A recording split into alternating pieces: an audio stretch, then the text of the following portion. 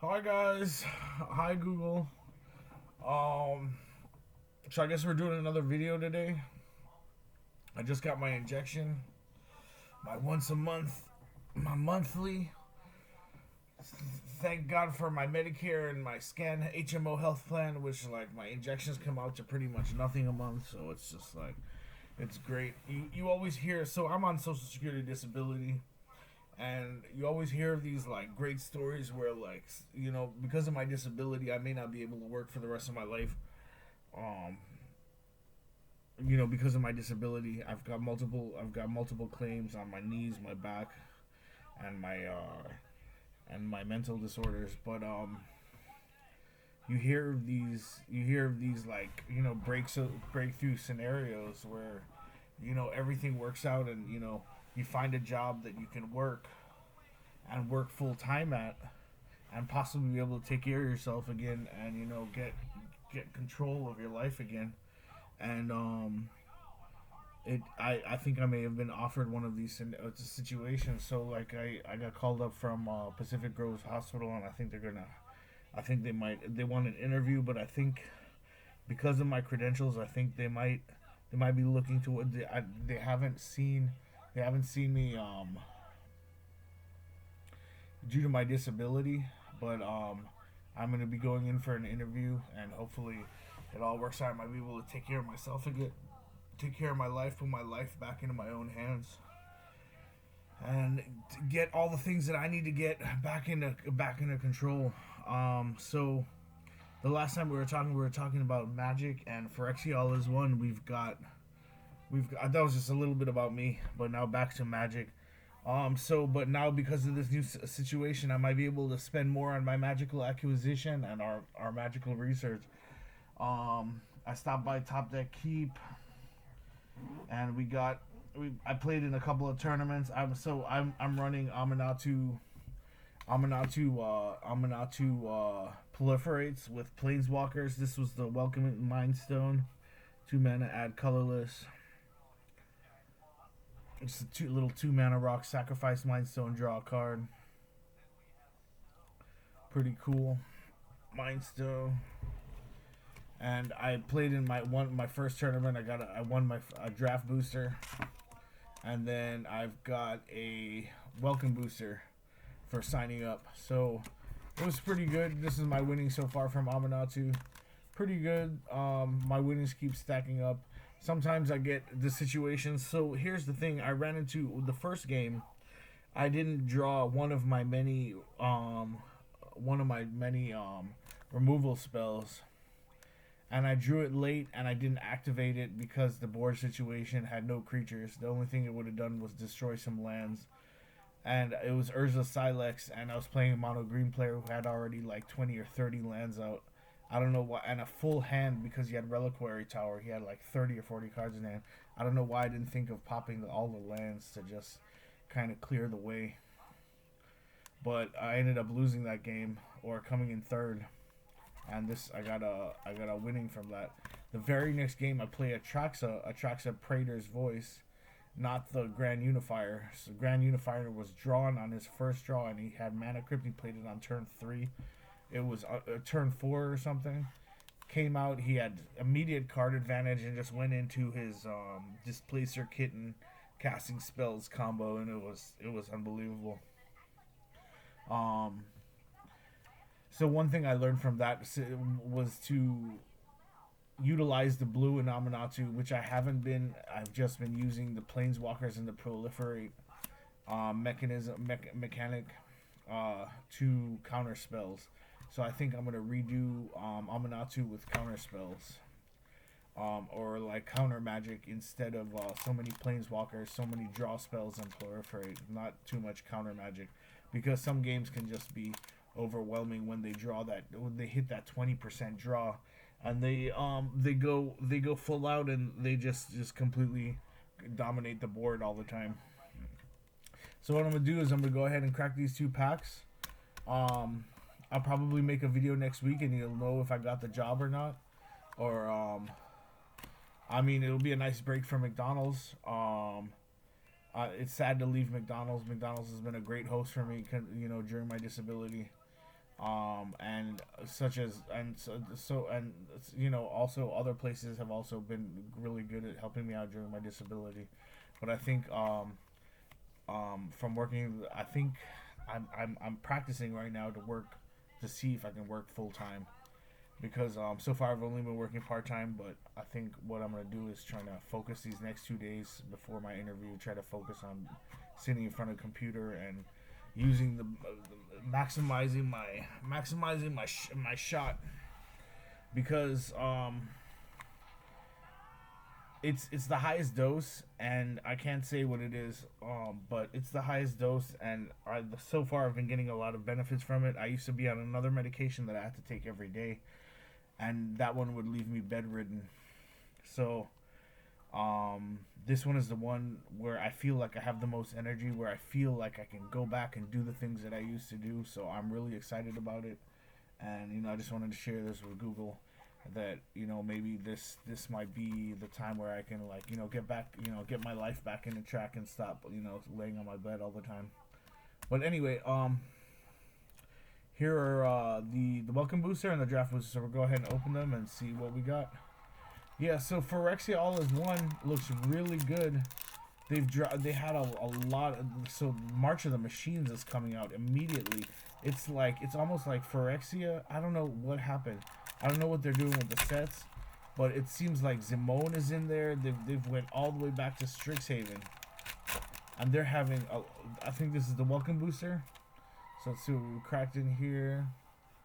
We got Meet Elish Norn, MTG Story, Elish Norn. After rising above the other Phyrexian Praetors in a struggle for power, Elish Norn has led the transformation of the plane of Meriden into a world twisted perfection called New Phyrexia. We got a Foil Mountain. Very nice. From Phyrexia. Foil Thrill of Possibility. Very nice. Foil Tyrannex Atrocity. Very cool. Commander Sphere. Very nice. Correct. It's the Phyrexia version. Phyrexia Flying Cephalopod. The power is equal to the number of artifacts you control. Very cool flying. The Ambulatory Edifice enters the battlefield. You may pay 2 life when you do. Target creature gets -1/-1 until end of turn. And then we get a Kea. Very cool. Uncommon. Your opponents and permanents your opponents control with hexproof can be the target of spells and abilities as long as abilities you control as though they didn't have hexproof. Legendary Planeswalker Bane of the Dead. Very cool. Join the Magic community card. Autarka World Render. Flying trample when a dragon you control attacks, it gains double strike. Very cool. Linvala the Preserver. Very cool. Linvala the Preserver enters the battlefield if an opponent has more life than you. You gain 5 life, and when Linvala enters the battlefield, if an opponent controls more creature than you, put a 3/3 angel creature token with flying onto the battlefield. Cool. 6 for a 5/5. Very cool. And then we got Quicksilver Fisher enters the battlefield, discard and draw a card. Very cool. And we got our arena promo code, which I'm going to enter in my Magic the Gathering arena. So I'm really excited about this billing opportunity because my profession is as a biller and not as a food handler or a food deliverer as in McDonald's. That's what I've been doing working at McDonald's. I am by profession from school and everything, medical biller and coder. So it's pretty cool to get a job offer in my field. Especially after COVID and all the doctor offices being scared with COVID and none of the doctors wanting to work. This is the draft booster pack. We're going to go ahead and open this and see what's in it. We've got a Rebel token, an Island, an Encroaching Myosynth. Non-land permanents you control are artifacts in addition to their other types. Non-land permanents you control are artifacts in addition to their other types. Same is true for permanent spells you control. and non-land permanent cards you own that aren't on the battlefield. Very cool. So I guess you can use this with your planeswalkers. I have a teleportation circle, so it blinks it out at the end of the turn. So I can probably use this with my planeswalkers. Very cool. Encroaching Myosynth. Plated Onslaught. Affinity for artifacts. Creatures you control get +2/+1 until end of turn. Feed the Infection. Draw 3 cards, you lose 3 life. Pretty cool. 4 mana. Serum. Return target permanent card to its owner's hand if that permanent had a mana value 3 or less. Proliferate. Githican Raptor. Basilica Skullbomb. Glistener Seer. Aspirant's Ascent. Fleshcraft Gladiator. Basilisk Shepherd. Let me see these with these uncommons. Basilisk Shepherd, Mirror Custodian, Furnace Strider, Tyrannix, Exile Target. Oh, here.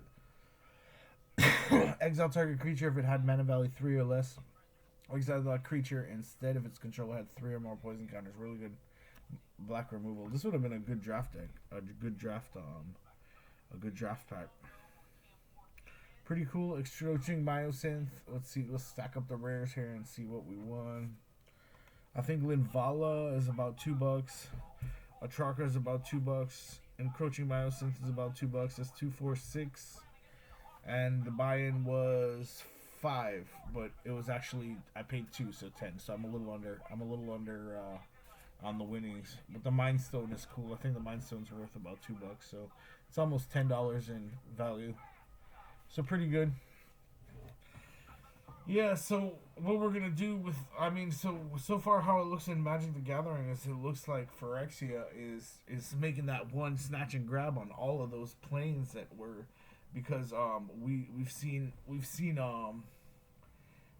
all those planes, Tarkir, Ikora, Theros, they're all being under siege now, from Phyrexia and in March of the Machines.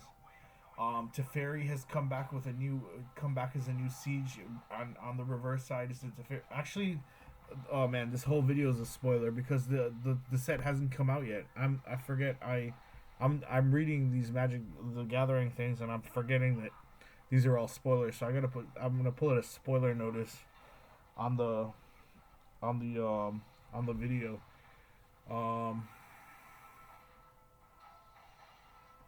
Crap, so do I stop talking? Oh yeah, that's fine. We can keep talking about it.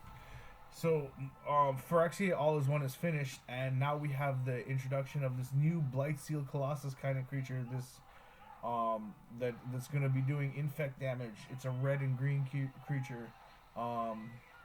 Battle Siege, battle cards are coming in now, so now we know what Atraxa does.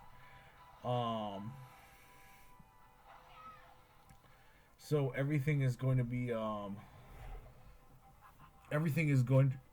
to weigh on this battle, and it seems like from the sales of or like the product distribution online, it seems like there is a prologue to the March of the Machines. There is the March of the Machines battle, and then there is the aftermath. So it seems like a full 3-on set that's brought out only in this one set. And it seems like they're gonna be like different parts or different pieces to the March of the Machine set. But I don't know that because they're bringing back some other cards. They're bringing back cards from Kamigawa. I don't know if they're being re-released or only in that set and with new art. So and the funny thing is about Magic the Gathering is it can bring back the new cards and have a new set. I mean, and not have it be a reprint because it's a different art of the same card. So I guess technically it is a reprint. It's just a different art of the same card. So I guess it's gonna be pretty cool. March of the Machines comes out on the 26th, so it's gonna be great. We're gonna have a lot of fun with that. There's gonna be a lot of speculation as to what's gonna go on after Zimone. Like I said, Zimone and Dina came back from Strixhaven. There are other places that also came back from Strixhaven. I I mean, there are other creatures or creatures or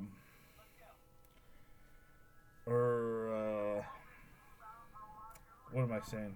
Creatures or like characters that are coming back, but they're just labeled as creatures. Like Simone, when she was printed as a creature, but a human creature. Um,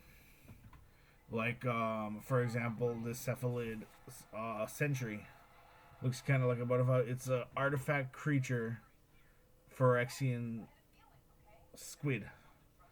So like Phyrexian squid, it's creatures. So Phyrexians can be creatures, humans can be creatures. It's just how they label us.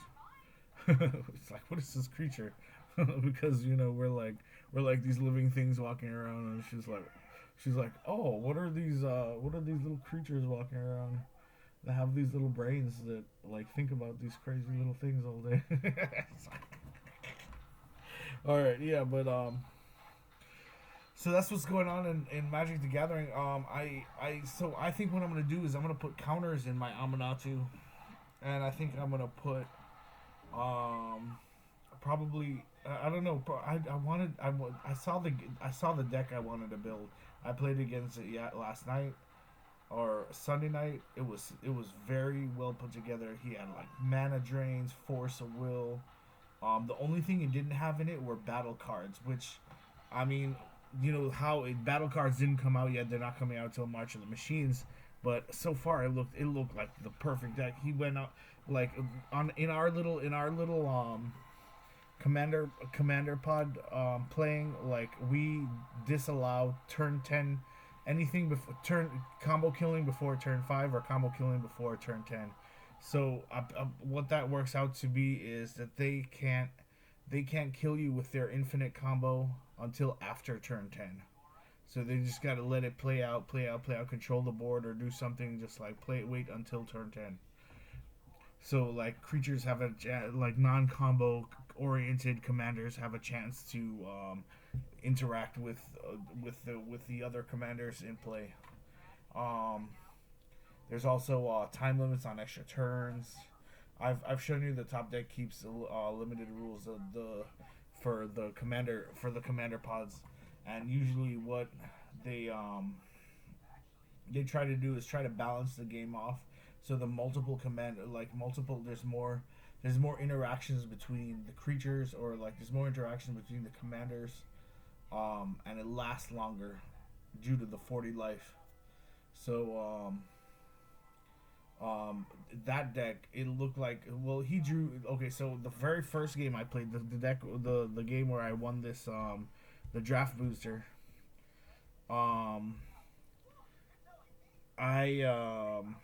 he drew a first turn, so he's played his commander on like turn 2 with, it was like he went land soul ring, so it was already 4 mana and he casted his commander. So immediately he went for his commander was this green thing. I think it was Titania. When you can play when it enters the battlefield, you can play a land from your graveyard, and then whenever a land from your play goes into the graveyard, create a 5/3. And he was just doing all kinds of land maneuvers from like turn 3. He went off, and I had no counter spells or nothing to stop. I mean, it was just one scenario where like I didn't have counter spells and I was waiting to deal with board, and I never drew a mass removal effect. Although my deck has like 13 of them, but it just sometimes it happens. It's not like you either draw it or you don't. And I ramped it up to the certain percentage where like I was looking at like maybe like 20% off the top every single time I drew. But I mean, eventually I hit one, but I didn't activate it, so the only thing I was reliant on was just dealing with board. So I had no counter magic, nothing to stop things from when they enter play or before or upon entering the battlefield. Like there was nothing for me to stop that. They would just, everything that happened, and it was already on the battlefield, so I have to deal with it afterwards. And that was the mindset I had going in with that Amanatu build, because I had to fit 2 conditions. I was going for 2 things. I was going for having points to having play 5 different cards from the new set, and I was going to um try to proliferate damage to get, like, spread out, try to spread out the range of the planeswalkers I was playing. So I was playing Kaito, Professor Onyx, a lot of spells, a lot of poison spells, Skirliv's Hive, a lot of things that add poison counters, Phoresis Outbreak, trying to increase the pointer, the increase the poison counter distribution to the other 3 players. I played a lot of things like Intro to Phoresis, that lets you draw a card, things that give everybody poison counters when you cast them, and then backup things like things that had toxic to things that had toxic to increase the toxic count, or the toxic level until the poison counter gets to 10 to get the alternate win condition, instead of reducing their life points to 40. So, I mean, I wasn't playing back when poison counters infect first came out, where poison counters, if you get 10 poison counters, regardless, even in Commander, you lose the game. Now, Commander, you get 40 life, but you still get 10 poison counters, and then you still lose the game. So they didn't increase that with the new Phyrexial is 1. So I went with the poison. I went with the poison counters and proliferates to kind of like get everybody poison, and we'd laugh about it and be like, oh, everyone's going out for drinks. That's how we get our poison counters. We go out for drinks, and you get your poison counters, and you proliferate slowly. I had one game where I had Tekrithil in play, but it got removed. It got removed quickly, or got turned into a treasure token. I guess or it was turned into an elk. I got really close on the game where because of the limitations on the Atraxa player for comboing out before turn 10, I got really close to snatching control of the game immediately, and playing my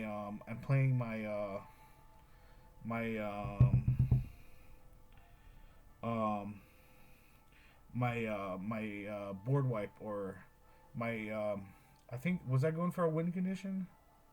Oh yeah, I think I was going. It was like a Felidar Guardian combo, but I think I was going for the Urza Silex 4-mana wipeout scenario, where it just destroys everything. And I think the reason I didn't get to do that is he turned my Glistening Sphere into a 3/3 elk with his Oko, and I was like, all right, well, it's one of those scenarios where you're like, you look at the board and you're like, all right, I have all this stuff going on for me right here. How do I compare that to how everybody else is doing? And you balance it up, and you're like, all right, if the majority of the people are doing way better than you in your board state, or they're playing cards way better than yours, it's better to just wipe the board. And that's what my thinking was for my build my build on my Aminatou deck, or my Aminatou commander, was wipe Anatou. You play Planeswalkers, and you wipe the creatures off the board all the time. Play Planeswalkers, wipe the creatures. Eventually, someone's gonna get some. He went off on like turn 6, and he just played like every single spell in his deck. It was over and over. It was unbelievable. And he kept untapping and tapping things for Mana Bloom Tender, I think, and Displacer Kitten, and you'd give it haste with the Greaves, and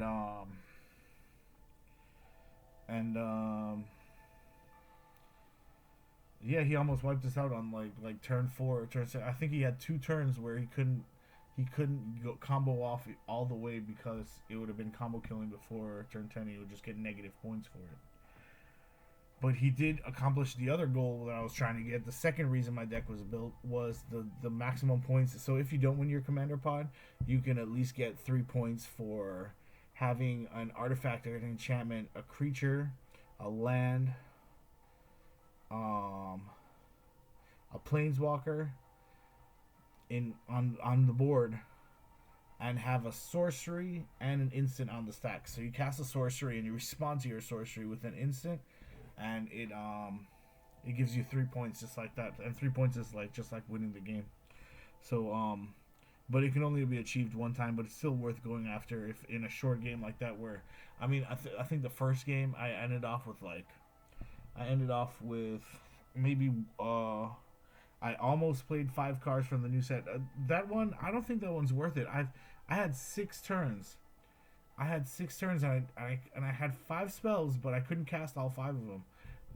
The first one, oh man, the other game I conceded. The second game I conceded to Atraxa when she balanced, and in response to the balance, Teferi's protection, I phased everything out. So he had no permanence, so we had to sack everything.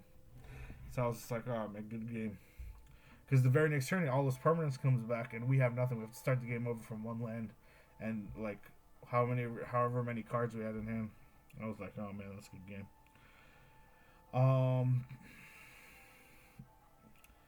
But I did walk away with a hollowed fountain, which is gonna go really good. In my collection, I can't. Let me see. It's a foil hollowed fountain. I can probably show it off a little bit here. Beautiful, beautiful card. Unfortunately, it is not the it is not the it is not the it is not the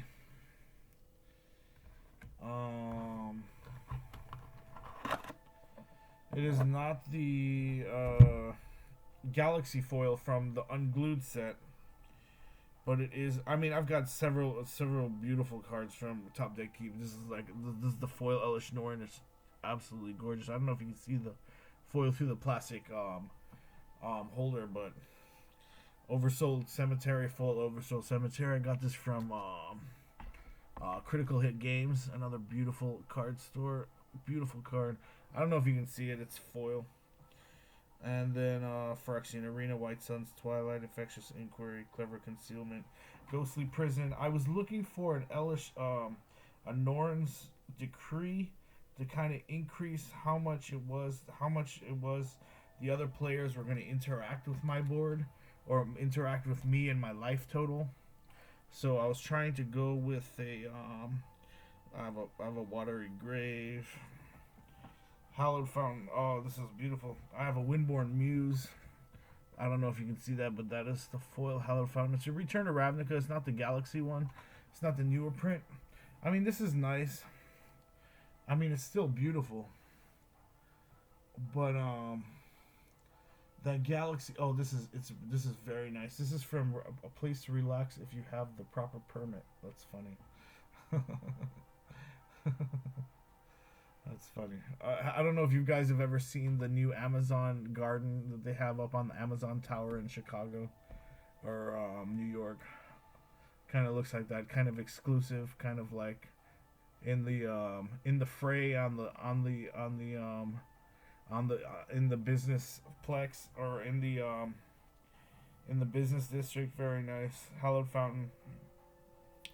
And then my one fetch land, the foil Marsh Flats, which I got from there, was a retro foil. They have other ones, but like I said, hopefully I get this job and I have more money available to me, so I can pick up more of these these priceless works of art and come out on these beautiful little cards that we could play with. Magic the Gathering, thank you so much for giving us things to do with our endless lives. Thank you so much to the government for helping me through till I can and giving me the right medication I need till I can start my life over. And thank you so much to Pacific Grove Hospital for giving me, maybe another chance at, a second life or something. I really appreciate it. Thanks God. Thanks Google. Thank you guys. And then I'll probably check in next week and we can do I don't know if I get this job, dude. I think I'm going to crack a box or something. I'm going to get a collector's booster box like I did with Phyrexian is one, and we just crack the box and we just go through it, and we're because I think there's an aftermath one. Oh, we got a minute. There's an aftermath. There's an aftermath one, and there's an aftermath one, an epilogue, or a prelude or something, and then there's the regular March of the Machines one. So we can go. I'll go pick up a box from either Top Day Keep or Critical Hit Games. Remember, the pre-release is on the 26th. Go in, log your research, log your tech, take your logic exam, Go in there, read as fast as you can, and make the right decisions and make a deck. It's so easy. Magic is so great to play, but what I mean, it's probably kept my brain together more than any other game that I've played. Maybe well, World of Warcraft 2 has kept my math kind of good, but I don't know. It all depends on the person. But anyway, these games have been a really great help for me during my disability to trying to keep my brain, back into like activeness instead of just like falling in a mush. So, thank you God for that kind of stuff, and let me know. If I get the job, then I'll go crack a box. If not, I guess we'll crack a cheaper box. All right, take it easy, guys. Have a good one.